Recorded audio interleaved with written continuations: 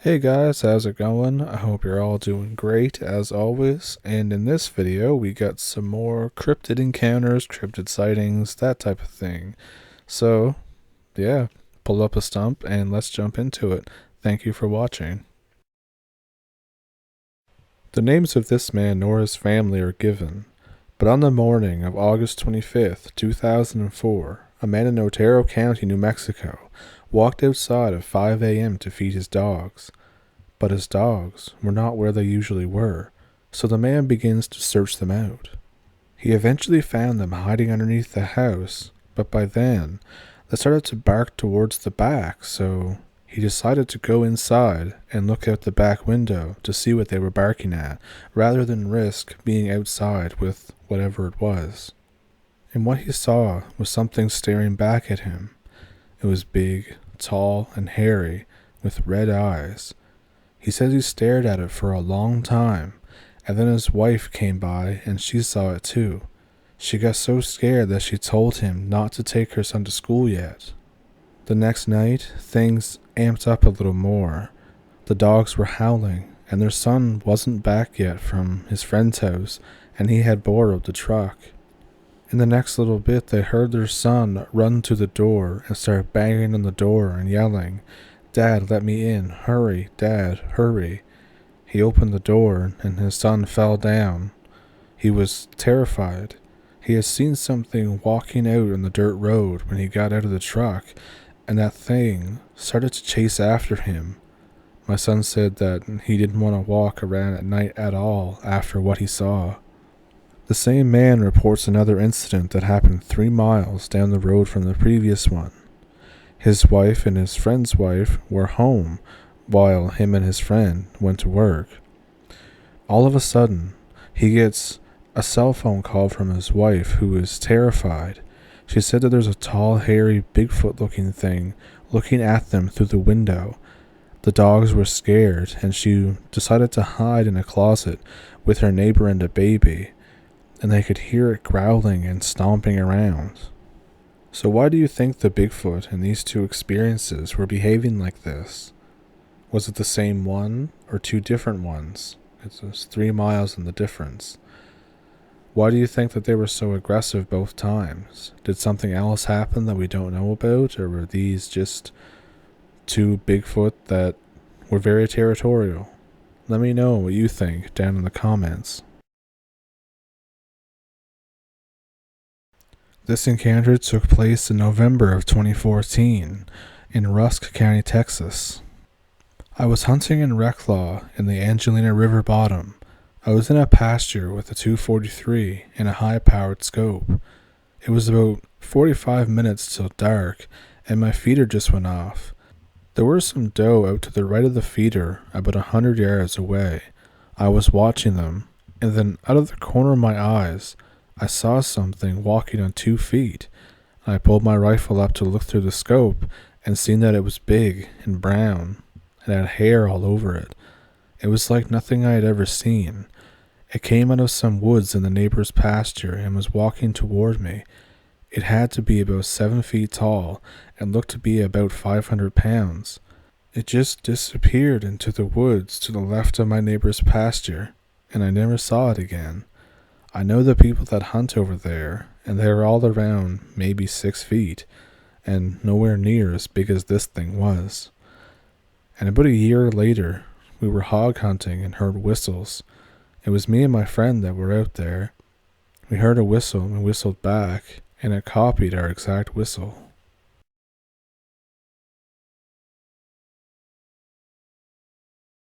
A few years ago, we had Decoration Day up at the old family land, and I think I had maybe a Bigfoot encounter. So Decoration Day is an old Appalachian thing where it's kind of like a family reunion, but we decorate the graves, and we have a church service and a cookout all in the country. And where this is, it's a family cemetery in the mountains of North Carolina, close to the Tennessee border. It's this very old, American-wise, family land, and there are people from my family dating back to the early 1800s there, along with a number of Cherokee that are somehow related to us. So here's the short and easy of what happened. Me and a couple of distant cousins decide that we want to go camping up on a ridge that's overlooking the farm/cemetery one night, something we do every few years after decoration. There's a very beautiful view with very minimal light pollution. All of us are armed because bears are quite common up here, and panthers aren't too uncommon to be seen, so we're just protecting ourselves. Everyone falls asleep except for me and my cousin. I'll call him Dale. So me and Dale can't sleep because we both work night shift, so, it is what it is. In the middle of a conversation, he stops and does a double take and stares deadpan down the ridge at the cemetery. He squints and mutters, "What the hell?" And I look around, but it's so dark and I can't see anything. He says, "Man, there's people in the graveyard. My God, they're huge." We wake up the other guys and decide that we should go investigate. It's a 3/4 mile hike down through the woods, through the forest, just to get to the cemetery, and about 10 minutes into it, my hackles raise up. There's no cicadas, there's no owls, or anything, and I feel like I'm being watched. I start to smell something the closer we get to the graveyard. For any people that know, the closest I can compare to is finding, rotting flesh that's been trapped in a trailer during mid-July, and that smell of a basement that has mildew and mothball kind of smell to it. It's really terrible, and it makes me gag. So at this point, every one of us are on edge, but nothing happens the rest of the walk down. Dale starts panicking and hyperventilating and pointing his SKS into the clearing way across the field behind the house. There's something huge that starts sprinting fast as hell from behind one of the barns to the wood line. This is about 130 yards that it sprints in seconds. Dale manages to get a few pot shots at the thing, and we hear this squalling, kind of like a giant bobcat with its balls in a vice or something. Another call similar sounds from behind us in the woods adjacent to the cemetery, and at this point we're looking around like, screw this. I'm so rattled at this point I just start running to the Jeep that we rode down the holler in, and we all pile in. The road onto the land is about 2 miles of dirt roads hugging the edge of a drop-off, and it takes you to the main road at the top of the mountain. We're all armed and scared shitless, all the way up the driveway, and we make it out on the main road. We spend the rest of the night at Waffle House. Some of y'all might consider it anticlimactic, but for us it was terrifying. So I don't know if you consider the Glimmerman to be a new cryptid or not. I've never seen the Steven Seagal movie with the same name either, to be honest, but it's pretty interesting to hear these stories, and it's kind of ambiguous about what exactly the Glimmerman is. Obviously, there's all kinds of theories and people who will dig deeper into it than I will right here, but I'm just here to give maybe a sighting or two and maybe give an opinion on them. So I have one from the website called Phantoms and Monsters, and it's from Florida, so let's jump into that, and there will be a link in the description. This first one is a man who believes he encountered a Glimmerman in his childhood, and this seems to be a very vivid memory for him. He grew up in Somerset, California, in a part of El Dorado County that wasn't incorporated into a town or anything. The family lived on 5 acres of property, and the witness was about 6 years old. He was just playing outside, as kids do, in front of this old dilapidated shed on the property. And when recounting this, he said, quote, "All of a sudden it went silent, and I couldn't hear anything. It felt like I was deaf. No birds or anything, not even the rustle of long dead grass in the wind. It was silent." He thought that this was very strange. At school they were learning about the eye of the storm and how everything can go silent when you're in the middle. So, being a kid, he thought that it was basically that. But when pondering this at that point, he said, quote again, "Suddenly, I looked about 30 feet in front of me and I saw something making a beeline towards me. I couldn't actually see anything. All I saw was the disturbance of dead oak leaves on the ground being blown toward me. He says that this invisible figure picked him up off the ground and held him against the shed in the air. Then, as quickly as this had happened, he was dropped, and whatever it was seemed to vanish. The boy ran inside, crying to his mother. Interestingly, he says that the house had many paranormal things happen there, such as shadow men or orbs. So I would first like to wonder if there would be any electromagnetic interference there. I only say this because in a lot of experiences I've read, there seems to be a good deal of it, as well as this staticky feeling in the air or on one's skin just before an encounter happens. I don't know why this happens, I just notice it's a correlation between a lot of different sightings. There also seems to be a lot of sightings near old military bases or points of interest geologically or near power plants, etc. Things like this give me the crazy thought that some of these things are from another dimension or like another Earth or something, and that these points may be where it's easiest to pass through. Or maybe the Glimmerman is something humanoid, and since it takes so much energy to appear here, it appears like it does. I'm just listing off some probably crazy ideas that I have about it. It could be like a military technology that bends light, or some high technology that some other being is using that is just so advanced that it looks like magic to us. Anyways, those are just some of my crazy thoughts.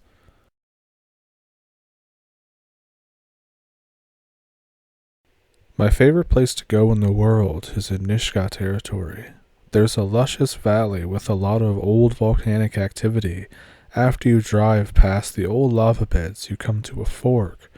Left to Greenville, which is coastwise, there's some hot springs and a drowned forest that is a sight to behold in itself. The local indigenous populace is very friendly and have great stories. This is about the Green Lady, a local spirit that lives in the heart of the Nasg'a Valley. And this is where this took place, to my friend's uncle. Let's call him Dennis for the sake of this.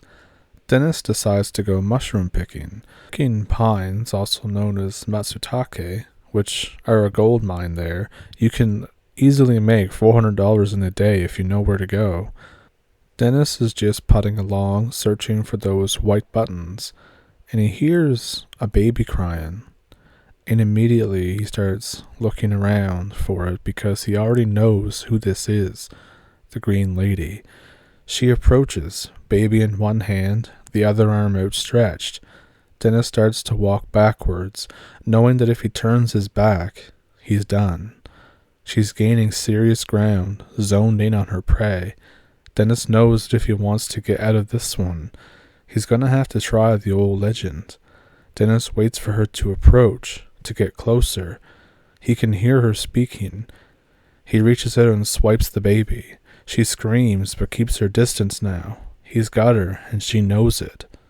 Dennis holds the baby, backing towards the tree line.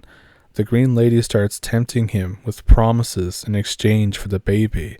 I'll promise you wealth. He refuses, and he keeps backing up. I'll promise you a beautiful wife. He refuses once again, and keeps backing up. I'll promise you fame. He keeps backing up. The Green Lady is getting visibly frustrated, and Dennis hits the tree line and gently puts the baby down and runs to his house. By the time that he gets into his house to look out the window, he hears this ear-piercing scream, and he can see the Green Lady kind of at the tree line going back into the forest with her green baby. And if you're wondering who the Nasg'a people are, I believe they're from northwestern BC, and they have like a bunch of lands around there. I'm not exactly sure where, but I think their language is called the Tsimshianic. I'm likely butchering that word, but I'm trying my best. Now obviously none of us would ever want to run into the Green Lady, but also $400 a day, and just for picking mushrooms. I'm not sure how hard it is, but like that's a good chunk of change.